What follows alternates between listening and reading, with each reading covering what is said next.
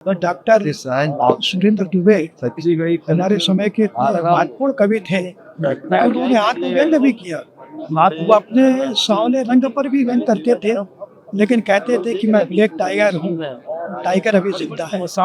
उनकी कविताओं में आत्मव्यंग दिखाई दी। मृत्यु की कामना पर भी उन्होंने बहुत सुंदर एक व्यंग रचना पढ़ी। लेकिन किसी को क्या पता था कि सबको हंसाने वाला व्यक्ति अचानक चला जाएगा। उन्होंने कल ही एक शेर लिखा कि सबको हंसाता था वो हमें रुलाकर चला गया, कि जीवन की सच्चाई वो आकर हमें समझ आया कि जीवन की सच्चाई यही कि जो आता है वो एक दिन जाता है।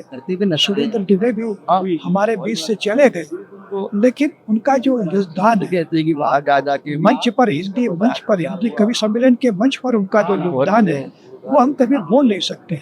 उन्हें एक हम हास्य कवि के रूप में याद नहीं करेंगे। अच्छा, मेरे जैसा साहित्यिक व्यक्ति उनको एक हास्य कवि के रूप में याद नहीं करेगा। उनको मैं एक गंभीर रचनाकार के गणकार के रूप में याद करता हूँ।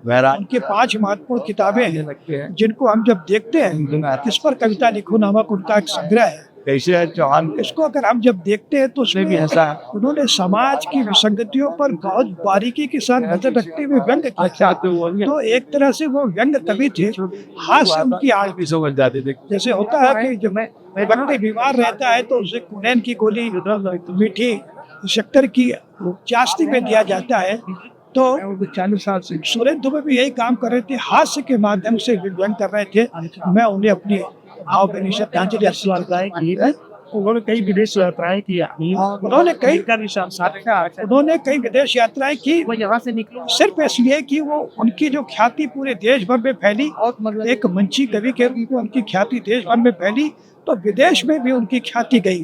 तो अमेरिका और दुबई कई देशों में बुलाया गया और कई शहरों में उनके काव्य पाठ हुए।